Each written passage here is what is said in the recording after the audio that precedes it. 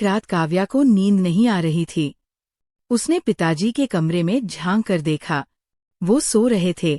वह फ्रिज से पानी लेकर अपने कमरे की ओर लौट ही रही थी कि उसे अपने भाई अर्जुन के कमरे से कुछ धीमी आवाजें सुनाई दी। आमतौर पर उसे चोरी चोरी किसी की बातें सुनना अच्छा नहीं लगता था, मगर अपना नाम सुनते ही उसके कदम जैसे थम गए। भाभी की बातें सुनकर उसका कलेजा बैठ गया। कुछ दिन पहले ही पिताजी ने फोन पर कहा था, बेटा पता नहीं क्यों कई दिनों से तेरी बड़ी याद आ रही है। इस बीमारी ने पहले ही मुझे अपाहिज सा कर दिया था। अब ना खाने में मन लगता है, ना उठने बैठने में। आखिर कब तक घर की चार दीवारों में घुटता रहूंगा।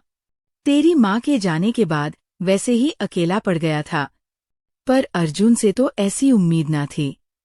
बदनसीब, आंखें जाने कब बंद हो जाएं। हो सके तो आकर मिल जाओ। फोन पर पिताजी की आवाज टूटती सी लगी। पिताजी, आप इतने निराश क्यों हो रहे हैं? मैं कल ही पहुंच रही हूं। आप हिम्मत रखिए, आपको कुछ नहीं होगा। काव्या ने उन्हें ढांढस बंधाते हुए कहा। अवश्य आना बेटा। इतना कहकर बिना उसकी पूरी बात सुने उन्होंने फोन काट दिया। पिताजी का दीन स्वर सुनकर काव्या कर्तव्य विमूढ़ सी बैठी रह गई। जो कभी अलौकिक आत्मविश्वास से भरे रहते थे, उनकी ऐसी निराश अवस्था पिताजी को इतना हताश उसने पहले कभी नहीं देखा था। सच है, समय बड़े से बड़े मनुष्य का दंभ चूर कर देता है। अचानक 25 बरस पहले की स्मृतियां उसके मन मस्तिष्क में चलचित्र की तरह दौड़ने लगी।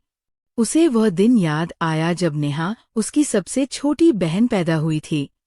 जैसे ही पापा और दादी को पता चला कि बेटी हुई है, वे बिना माँ से मिले अस्पताल से घर लौट आए। जब वह दोनों घर आए तो काव्या ने घबराकर माँ के बारे में पूछा, पर पापा कुछ बोले बगैर बेडरूम में चले गए और दादी मुंह फुलाकर बोली, ठीक क्यों ना होगी। आखिर एक और लड़की जो जदी है, हमारी एक और बहन आ गई है। ये तो खुश होने की बात है। पर आप गुस्से में क्यों हैं? त्रिशा ने सहजता से पूछा तो दादी ने तीखे स्वर में कहा, अपनी किस्मत को रो रही हूँ। ना जाने कैसी बहू है जो लड़की पर लड़की जनती जा रही है। पता नहीं कब पोते का मुंह देखूंगी। काव्या और त्रिशा को पापा और दादी का क्रोध समझ में नहीं आ रहा था। भाई की चाहत उन्हें भी थी, पर यदि बहन आ गई तो सारा दोष माँ पर क्यों? दोनों सहेलियों से मिलने का बहाना बनाकर माँ को देखने अस्पताल पहुंची। वहां देखा, नानी माँ के पास बैठी थी और माँ लगातार रोए जा रही थी। नानी बोली, बेटी लड़की तो लक्ष्मी होती है, जब तक साथ रहती है मन को आनंद और स्फूर्ति देती है, और जाते हुए भी ऐसा प्यार छोड़ जाती है कि दूर होकर भी अपने होने का एहसास कराती रहती है। तुम उदास क्यों होती हो? तुम्हारी बेटियां ही बेटों के समान तुम्हारा वंश रोशन करेंगी। वैसे भी बेटियों की माँ रानी होती है। मुझे देखो, मेरी भी 3 बेटियां हैं। कोई दुख है क्या? जब तक तुम लोग रही, हर काम में मेरा हाथ बंटाती रही, और आज भी जरूरत पड़ती है तो तुम तीनों में से कोई ना कोई आ ही जाती है। अपनी चाची को देखो, उनके 2 बेटे हैं, पर क्या वो बेटे बहू का सुख भोग रही हैं? दोनों में से कोई भी उन्हें अपने साथ रखना नहीं चाहता। नाते रिश्तेदार और पड़ोसी उल्टे पूछ पूछ कर उन्हें शर्मिंदा कर देते हैं कि 2 बेटे होते हुए भी आप अकेली क्यों रहती हैं? अब वह किस किस को क्या जवाब दें? सच ये है कि किसी परिवार को पूर्णता पुत्र पुत्री दोनों से मिलती है, लेकिन इसके लिए अनावश्यक दुख, संताप और तनाव को जीवन का हिस्सा बनाना उचित नहीं। हर परिस्थिति के सकारात्मक पहलू पर विचार करके सदैव प्रसन्न रहने की कोशिश करनी चाहिए। दुख ना कर बेटी, तेरी बेटियां ही तेरे वंश का मान बढ़ाएंगी। कहते हुए उन्होंने प्यार से काव्या और त्रिशा के सिर पर हाथ फेरा। दादी और पापा ना जाने किस मिट्टी के बने थे कि भविष्य की चाह में अपने वर्तमान का मोल ही ना समझ पाए। माँ ने दादी की सेवा शुश्रूषा में कोई कमी नहीं रखी, फिर भी बेटे को जन्म ना देने का दोष उन्हें ही दिया जाता। पापा को भी दादी सदा सही लगती, उन्हें भी वारिस चाहिए था। दादी और पापा ने उस नन्ही नेहा से मन ही मन दूरी बना ली। दादी और पापा का नेहा के प्रति व्यवहार देखकर माँ छिप छिप कर रोती। अंततः भरे मन से माँ ने परिस्थिति से समझौता कर लिया उन्होंने अपनी सारी दुनिया हम तीनों बेटियों में ही तलाश ली। वह सारी ममता और प्यार हम पर उड़ेलती तो भी दादी को अच्छा न लगता। वह कहती, कोख में बेटा कैसे आएगा जब सारे दिन तुम इन मर्दूदों के पीछे ही पड़ी रहोगी। दादी के कटु वचन सुनकर माँ भीतर ही भीतर सिमट जाती, मानो अपनी संतानों पर ममत्व बरसाकर वह कोई अपराध कर रही हो। दादी के तरकश में ना जाने कितने जहर बुझे तीर थे जो रह रह कर माँ को घायल करते। हम दोनों बहनें प्रतिरोध करना चाहती पर माँ मना कर देती, क्योंकि उन्हें पता था कि हमारा एक वाक्य 100 जवाबों को निमंत्रित कर देगा और उनकी परेशानियां बढ़ेंगी। माँ एक सामान्य परिवार की बेटी थी। उनके रूप पर मोहित होकर पिताजी ने उन्हें वर तो लिया पर पुत्र ना हो पाने के कारण उन्हें उपेक्षा और मानसिक यंत्रणा सहनी पड़ी। माँ अत्यंत सहनशील थी और शायद इसी गुण के कारण स्वयं पर हुए अत्याचारों को मौन रहकर झेलती रही।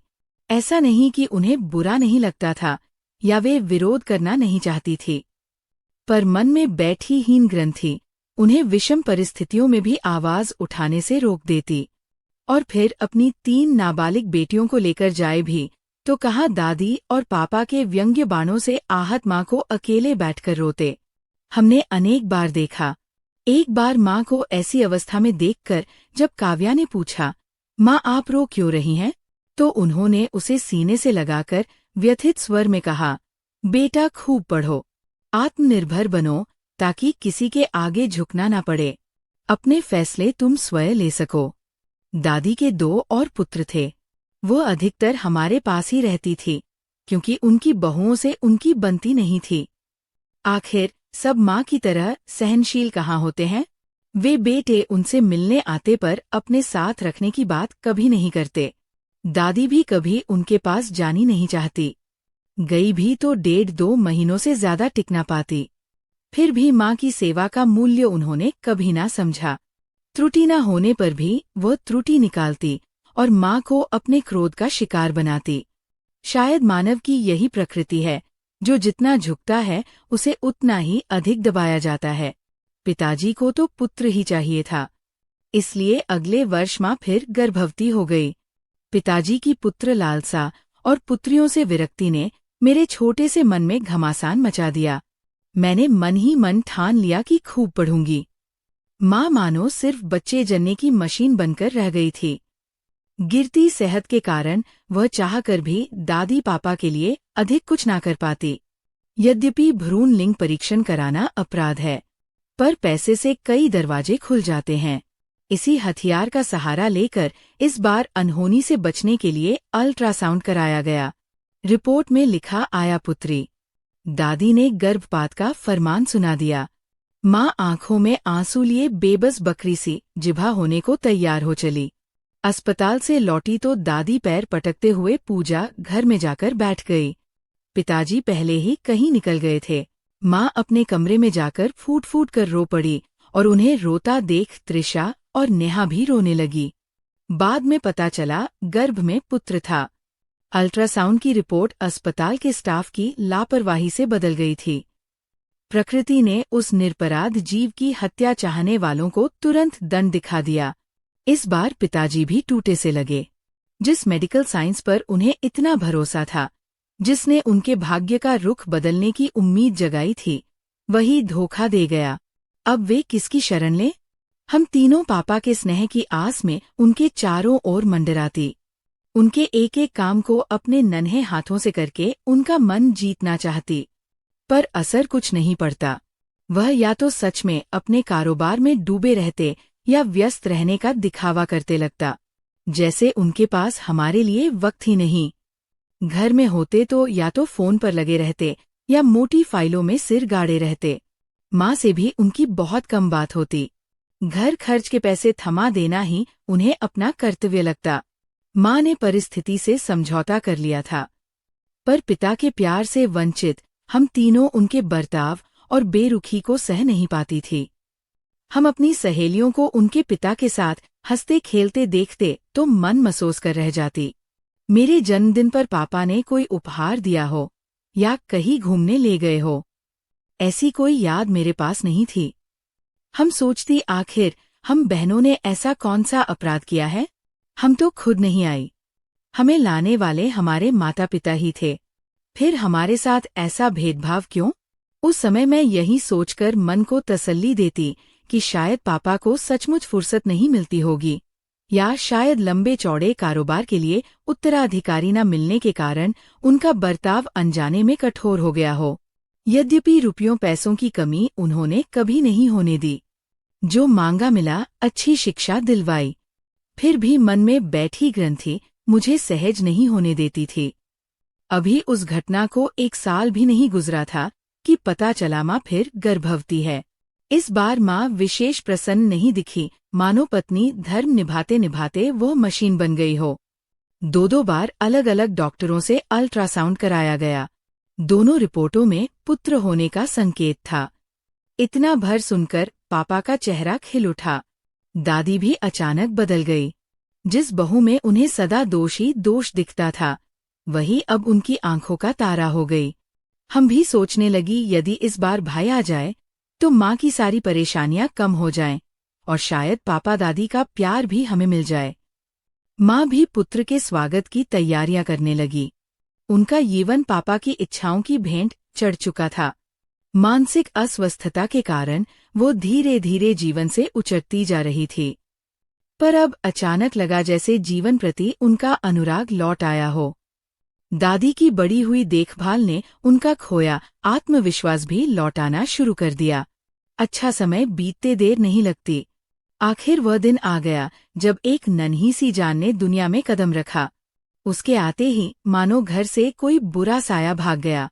सदा झल्लाने वाली दादी खुशी से उछल पड़ी। वह हम सबके साथ भी अब मधुरता से पेश आने लगी। घर में पुत्र रत्न के आगमन पर खुशियां मनाई गई। शानदार दावत दी गई। आए मेहमानों को उपहार और मिठाई देकर विदा किया गया। पिताजी मानो अपनी उम्र से 10 साल छोटे लगने लगे, जिन्हें हमने कभी किसी बच्चे को गोद में खिलाते नहीं देखा। वही पापा नवजात को गोद में उठाए ऐसे मुस्कुरा रहे थे जैसे उन्हें अपना खोया खिलौना फिर से मिल गया हो। होश संभालने के बाद से मैंने पापा को इतना प्रसन्न पहले कभी नहीं देखा था। आखिर उनके वंश को आगे बढ़ाने वाला आ गया था उनके बुढ़ापे का सहारा। माँ के चेहरे पर सालों से जमी उदासी भी मिटने लगी। वे पहले ही खराब सेहत के कारण हम पर कम ध्यान दे पाती थी। अब तो नन्हे भाई के कारण समय और भी कम मिलने लगा, पर हमें बुरा न लगता। आखिर वो हमारे प्यारे भाई की देखभाल ही तो कर रही थी। रक्षाबंधन पर उसकी नन्ही कलाई पर राखी बांधने की होड़ लग जाती। वो शैतान हमें छेड़ने को इधर उधर भागता रहता और दादी उसकी शरारतें देखकर लोटपोट हो जाती। लगता ही नहीं था कि वह पहले वाली दादी है। समय की नदी निरंतर बहती रही। काव्या का इंजीनियरिंग में चयन हुआ तो माँ बहुत खुश हुई, पर पापा निर्विकार रहे। शायद उनकी नज़र में मेरी सफलता का कोई मोल ना था। दादी ने पापा से कहा भी बबुआ ज्यादा पढ़ाई लिखाई लड़कियों का दिमाग खराब कर देवे हैं। मेरी मानो कोई अच्छा सा लड़का देखो और इसके हाथ पीले करो।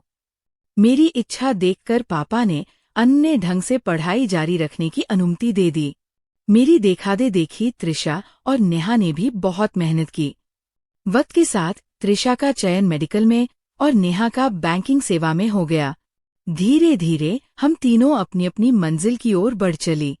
माँ हमारी उन्नति देखकर भूली ना समाती। समय रहते हमारे विवाह भी हो गए। अर्जुन का भी इंजीनियरिंग में दाखिला हो गया। यहीं से परिवार का नया दौर शुरू हुआ। इसी बीच दादी का देहांत हो गया। दादी के जाने के बाद माँ और ज्यादा अकेली पड़ गई।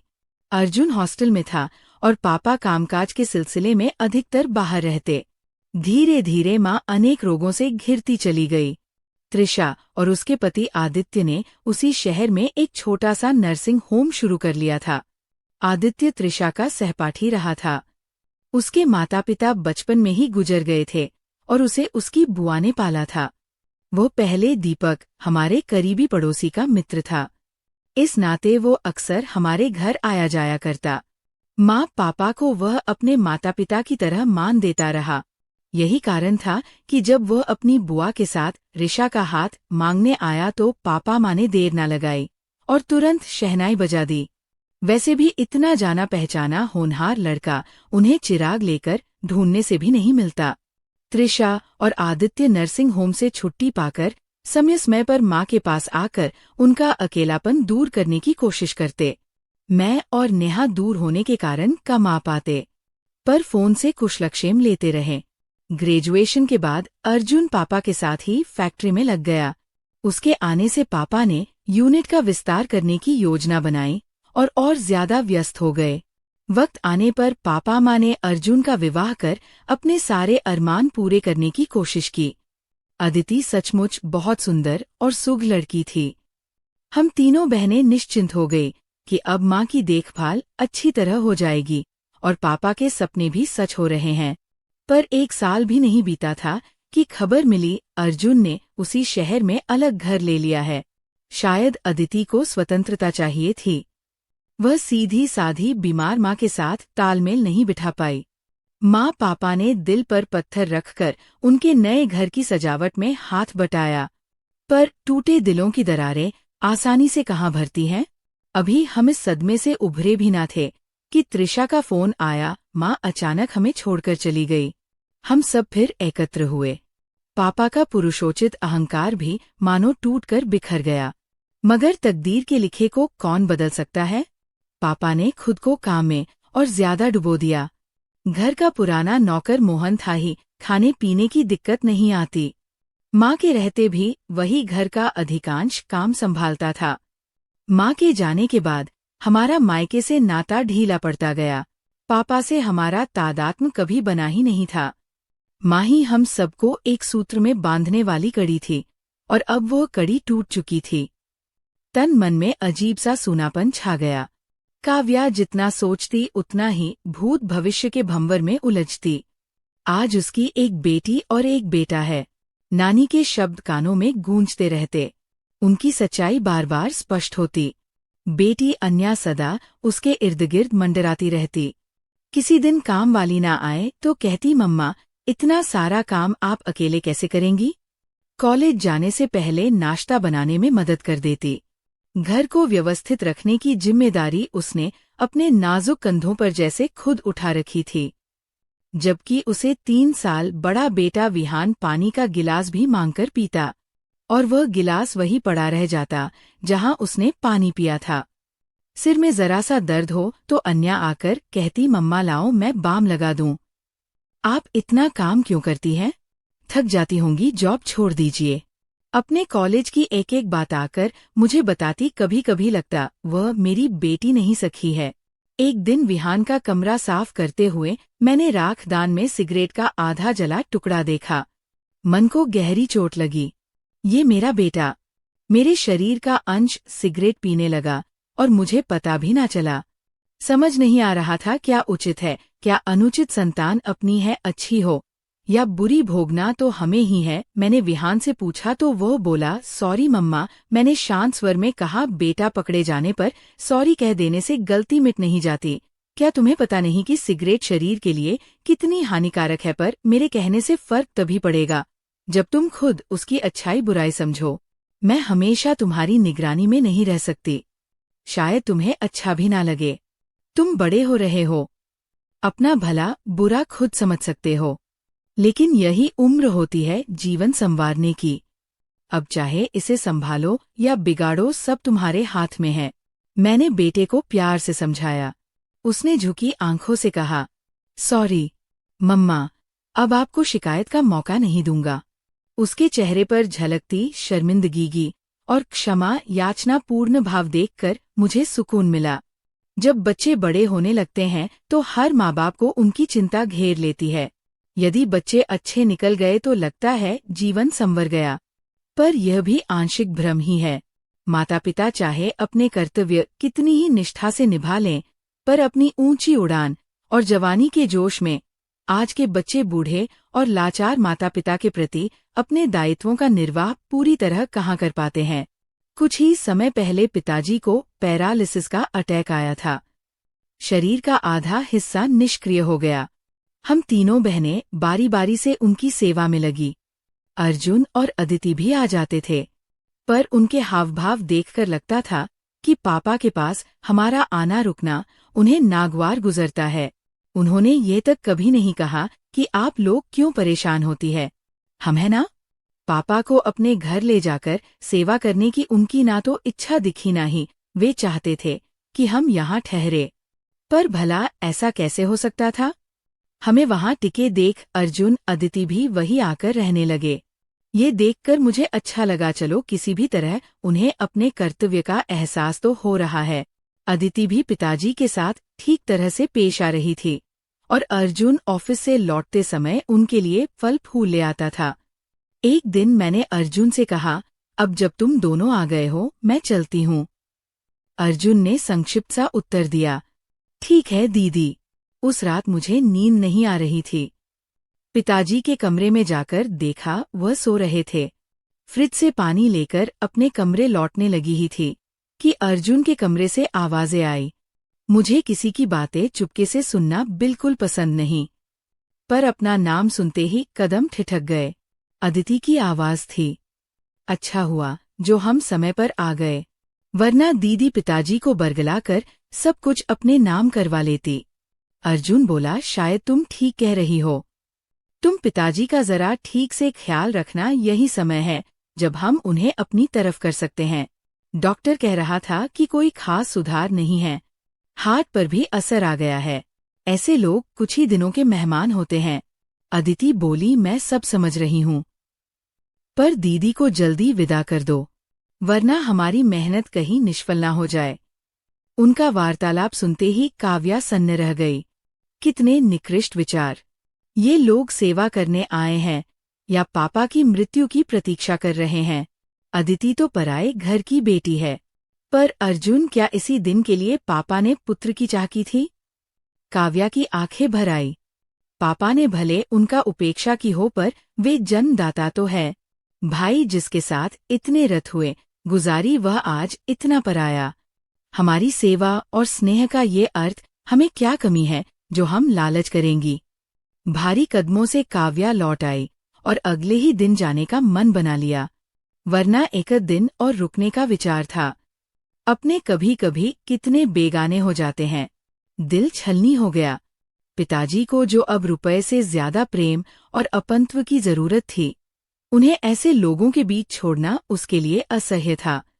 कहते भी है, बीमार को दवा से ज्यादा प्यार के मीठे बोल चाहिए, पर घर की शांति के लिए जाना ही ठीक लगा। विधि को कुछ और मंजूर था। त्रिशा से खबर मिली कि पिताजी अब थोड़ा थोड़ा संभल रहे हैं, तो मन में प्रसन्नता हुई। अर्जुन और अदिति का सेवा धैर्य खत्म हो चुका था। वे फिर अपनी दुनिया में लौट गए। पिताजी की देखभाल मोहन ही कर रहा था। उन्हें अकेले देखकर काव्या मिलने गई। उसका मन था कि ऐसी अवस्था में पिताजी उसके पास रहें। अनुरोध पर पिताजी ने कहा, बेटा, मनुष्य को विषम परिस्थितियों में भी घबराना नहीं चाहिए। मोहन है मेरी देखभाल के लिए। त्रिशा भी समय समय पर आकर देख जाती है। तुम लोगों के होते मैं अकेला कहाँ हूँ। अब तो व्हीलचेयर से घर में खुद घूम भी लेता हूँ। जाओ बेटा, मेरे लिए क्यों अपने बच्चों और घर को उपेक्षित कर रही हो। जब जरूरत होगी तब बुला लूंगा। उनके होठों पर सहज मुस्कान थी और आंखों में नमी। अपने लिए इतने प्रेम से भरे शब्द उनके मुंह से सुनकर काव्या को सुखद आश्चर्य हुआ। शायद अब वे उसके निस्वार्थ प्रेम का मोल समझ पाए थे। समय के साथ उनकी मनोवृत्ति बदली, पर पुत्र के लिए उन्होंने जो उपेक्षा की थी वह भूलना आसान न था। फिर भी उन्हें परेशान देखकर वह दौड़ी चली आती। क्या अजीब है ना स्त्री मन की यह मानसिकता। क्या यही भाव लड़कों को क्यों उद्वेलित नहीं करता। पुत्र पिता के व्यवसाय की जिम्मेदारी तो उठाना चाहता है, पर पिता को नहीं। पिता का स्नेह प्राय पुत्र के लिए आरक्षित रहता है, जबकि पुत्री अपने जन्म घर से ताउम्र बिना स्वार्थ के जुड़ी रहती है। फिर भी उसे पराया धन समझा जाता है। ऐसा क्यों। मन में उठते सवालों ने फिर उथल पुथल मचा दी। तभी विवेक अंदर आए और बोले, क्या तबीयत ठीक नहीं है जो अंधेरे में बैठी हो। उनकी आवाज सुनकर काव्या वर्तमान में लौटी और पिताजी से फोन पर हुई बातें उन्हें बताई। विवेक ने कहा, पिताजी ने बुलाया है तो चली जाओ। काव्या बिखरते स्वर में बोली, बार बार जाने से आप सबको परेशानी हो जाती है। शायद अर्जुन और अदिति की बातें वो भूल नहीं पा रही थी। विवेक ने ताज्जुब से देखा, परेशानी कैसी? इस समय तुम नहीं जाओगी तो कब जाओगी? बच्चे छोटे नहीं रहे और मैं तो हूं ही। यही तो विवेक की खूबी थी। सुख दुख में उसने हमेशा साथ दिया। एक बार फिर घर की जिम्मेदारी विवेक के भरोसे छोड़कर काव्या पहली ट्रेन से निकल पड़ी। घर पहुंचकर देखा पिताजी बिस्तर पर थे। त्रिशा और नेहा पहले से मौजूद थी। काव्या को देखते ही पिताजी की आंखों में चमक आई। इशारे से पास बुलाकर बोले, तू कहती थी ना कि मैंने तुम तीनों को कभी प्यार नहीं दिया। देख ये आंखें तेरा ही इंतजार कर रही थी। बेटा, अब मेरे जाने का समय नजदीक है। तू बड़ी है। पूरे परिवार को एक सूत्र में बांधे रखना। पिताजी, आप ऐसा क्यों कह रहे हैं? आप ठीक हो जाएंगे। हम आपको कहीं नहीं जाने देंगे। त्रिशा, देखो ना पापा क्या बोल रहे हैं। काव्या ने भाव विवल होकर कहा। त्रिशा ने आंखें पचते हुए धीमे से कहा, दीदी धीरज रखो। पर उसके बाद पिताजी कुछ बोल ही ना पाए। अर्जुन काम के सिलसिले में बाहर था। इस बार आदित्य भी उसके साथ गई थी। उनकी हालत देखकर काव्या ने उन्हें खबर कर दी थी। पर उनके आने तक पिताजी ना रुक पाए। उनकी आत्मा परमपिता में विलीन होते ही एक युग का अंत हो गया। हमारे दिलों में दर्ज यादें अब इतिहास बन गई। माँ के जाने के साथ ही हमारा मायका जैसे छीन गया था। पापा के रहते कम से कम आने का एक बहाना था। वो घर जहाँ हमारा बचपन बीता, जहाँ कितनी मीठी तीखी स्मृतियां पली, अब पराया हो जाएगा। ये सोचकर काव्या पागल सी हो गई। अर्जुन के आते ही पिताजी की अंतिम यात्रा निकली। पूरा परिवार साथ था, पर किसी के पास शब्द नहीं। कैसी अजीब घड़ी थी। अर्जुन और अदिति घर के बेटा बहू होने के नाते सब रीति रिवाज निभा रहे थे। काश पिताजी के सामने भी उन्होंने अपने कर्तव्य ऐसे निभाए होते तो शायद उनके अंतिम दिनों में वह इतने अकेले और बेबस ना होते। अंतिम संस्कार के बीच ही पिताजी के अभिन्न मित्र एडवोकेट सुरेश त्रिपाठी ने बताया कि मृत्यु से एक हफ्ता पहले पिताजी ने उन्हें बुलाकर अपनी वसीयत लिखवाई थी। ये सुनकर अर्जुन चौंक गया और आदित्य का चेहरा भी उतर गया।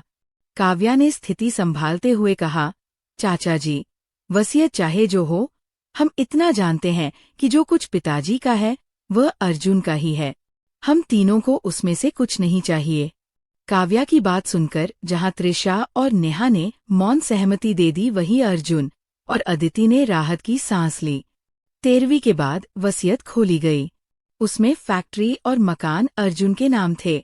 शेष संपत्ति के 4 हिस्से किए गए थे और मकान के पिछवाड़े बने कमरे जहां मोहन रहता था उसे उसके नाम कर दिया गया था। हम तीनों बहनों ने अपना अपना हिस्सा उसी वक्त अर्जुन को हस्तांतरित कर दिया। अर्जुन पहले तो हिचकिचाया। काव्या ने कहा, तुम जानते हो पिताजी के लिए पुत्र का दर्जा सदा पुत्रियों से ऊपर रहा, पर आज उन्होंने पुत्र पुत्री में कोई भेद ना करके हमारा मान बढ़ाया है। इससे बढ़कर हमें और क्या चाहिए? पिताजी का जो कुछ है वह तुम्हारा ही है और रहेगा। आज हमारे पास जो कुछ है, नाम, इज्जत, सुख, संतोष, सब पापा की ही देन है। फिर हम और किस भौतिक वस्तु की चाह करें? बस एक दूसरे के दिलों में जगह बनी रहे, आपस में प्रेम रहे। हमारी यही इच्छा थी और यही पिताजी की अंतिम इच्छा भी। अर्जुन की झिझक टूट गई। उसने काव्या का हाथ पकड़ते हुए भावुक स्वर में कहा, मुझे क्षमा कर दो, मैं स्वार्थी बन गया था। तभी आप सबके निस्वार्थ प्रेम को समझ नहीं पाया। ये घर जैसा था वैसा ही रहेगा। माँ पापा नहीं रहे तो क्या हुआ? मैं उनके कर्तव्यों और सारी जिम्मेदारियों को निभाऊंगा। काव्या ने निष्प्रह स्वर में कहा, एक बात और, अर्जुन मोहन ने पापा की उम्र भर सेवा की है, उसे उसके हिस्से से बेदखल मत करना। अर्जुन ने तुरंत कहा, दीदी आप निश्चिंत रहिए, जैसे वो पापा के समय रहता था वैसे ही रहेगा। काव्या के पीछे खड़ी अदिति के चेहरे पर भी अर्जुन जैसे ही भाव झलक रहे थे। काव्या सोच रही थी, पापा की पुत्रचाह गलत नहीं थी। एक पूर्ण परिवार में पुत्र और पुत्री दोनों का होना संतुलन लाता है।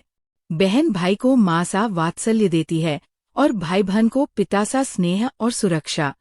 परिवार रूपी वृक्ष की हर डाली का अपना महत्व और सौंदर्य होता है, पर इसके लिए जड़ का मजबूत होना अनिवार्य है।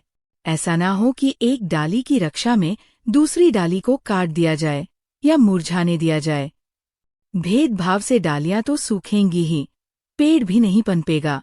इसी शाश्वत सत्य पर जीवन टिका है, पर हम इंसान सब कुछ जानते बूझते हुए भी इसे अपनाने से चूक जाते हैं। काव्या को खुशी बस इतनी थी कि अर्जुन और अदिति के बदले हुए व्यवहार ने परिवार को फिर स्नेह के धागों में पिरो दिया है। अब माँ पापा के रोए पौधे में फिर प्यार के पुष्प खिलने लगे हैं और शायद आने वाली पीढ़ियों तक अपनी खुशबू बिखेरते रहेंगे। पर यह तभी संभव है जब हम सब अपने मन में जमे अविश्वास के पौधों को उखाड़कर विश्वास के बीज बोएं। तो दोस्तों, आज की हमारी कहानी आपको कैसी लगी कमेंट करके जरूर बताएं और वीडियो को लाइक करके चैनल को सब्सक्राइब करें। धन्यवाद।